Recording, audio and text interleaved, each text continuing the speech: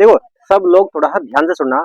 जब हम लोग यात्रा करते हैं, यात्रा के दौरान हमें कम से कम 5-7 बातें हैं जो हम थोड़ा हमें केयरफुली बनाएगी, हमें सावधान बनाएगी, हमारे हमें सुरक्षित रखेगी। ठीक, जैसे ट्रेन प्लेटफॉर्म पे आती है, सबसे सुरक्षित अपने सबसे पहले कैसे करते हैं, अपने सामान को अपने साथ में छोटे बच्चे, बुजुर्ग आदमी, उनको मतलब व्यवस्थित तरीके से खड़े हो जाए या रहे मतलब। जैसे ट्रेन प्लेटफॉर्म पे आई, सबसे पहले 2, 5, 10 सेकंड के लिए पैसेंजरों को उतरने दे। ठीक है, जैसे पैसेंजर उतरते हैं गेट से, भीड़ कम हो जाएगी और डब्बे से भी भीड़ थोड़ी कम हो जाएगी, जिससे कि हमें सीट मिल जाए, है ना। वो धक्का मुक्की जो चढ़ने उतरने में जो धक्का मुक्की है ना, वो बिल्कुल कम हो जाएगी, खत्म हो जाएगी, हम लोग आसानी से अंदर बैठ जाएंगे। गेट पर क्या होता है, गेट पर ये होता है कि भीड़ में धक्का मुक्की के कारण हमारे चैन, मंगलसूत्र, जेब से मोबाइल निकाले जाते हैं या पर्स या जेब काटी जाती है ना। इसलिए हम थोड़ा सावधान रहे, सतर्क रहे। दूसरा पॉइंट हमें, जैसे हम अपनी सीट पर बैठते हैं, अपनी सीट पर बैठ गए, अपने सामान को सीट के नीचे सुरक्षित रखें। ठीक, ये अपने आजू बाजू में रखे, है ना, ये अपने घुटने पे रखे, अपने साथ में छोटे बच्चों को उनको पकड़ कर रखे, सावधानी से रखे।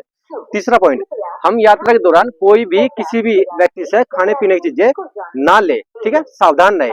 कोई आपको प्रसाद का रूप दे या अदरवाइज कहीं कभी कैसा भी नाम लेकर आपको देने की कोशिश करे, तो आपको हाथ जोड़े, आपको नहीं खाना है। ठीक है, हो सकता है आपकी छत में वो जहर पुरानी हो जाए, कोई नशीला पदार्थ दे दे और आपको देकर आप बेहोश हो जाएंगे और आपकी छत में लूट हो जाएगी, आपकी छत में, है ना, बड़ी घटनाएं हो जाएगी। ठीक है, ये चीजें सावधानी।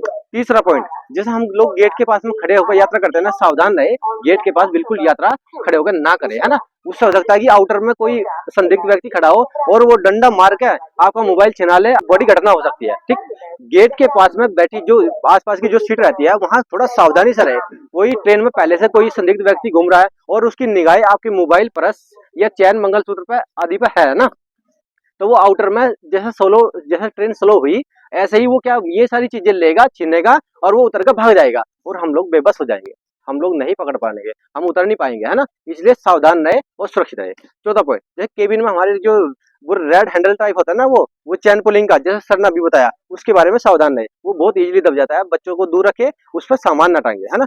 विषम परिस्थिति में, है ना, जैसे बड़ी घटना है, अगर हमें लग रहा है कि ऐसा है, हम उसको दबा सकते हैं। पांचवा पॉइंट, हम लोग जैसे गेट पे चलती ट्रेन में सबसे ये ध्यान रखना है, हमें ना तो चल उतरना है और ना ही चढ़ना है ना। कि अभी हो सकता है कि चढ़ते उतरते टाइम हमारे कपड़े रहते हैं, कपड़े, दुपट्टा, साड़ी का आदि इत्यादि उसमें फंस ना जाए और हम लोग ट्रेन की जपेट में ना जाए। ठीक है, कभी स्टेशन पर जैसे ट्रेन खड़ी हो और हमें विपरीत साइड में जाना, इसलिए ध्यान रखें, हमें कभी विपरीत साइड में नहीं उतरना है। ठीक है, सावधान रहे, बिल्कुल सुरक्षित। रेलवे हेल्पलाइन नंबर आप 139 पर कॉल करके, ये परमानेंट पूरे इंडिया में नियम, ये नंबर लागू होता है। आप कभी भी ऐसी समस्या में फंसते हैं, है ना, 139 पर कॉल करके आप सूचना दे सकते हैं। अदरवाइज आपको हेल्पलाइन, यानी कि पुलिस हेल्पलाइन नंबर जितने भी आपके पास में है, उस टाइम पे आप कोशिश करें और सबकी मदद ले, है ना। हो सके कि कोई भी नंबर हमसे, किसी भी नंबर के माध्यम से हमारी उनसे बात हो जाए और तत्काल पुलिस तक सूचना पहुंच जाए।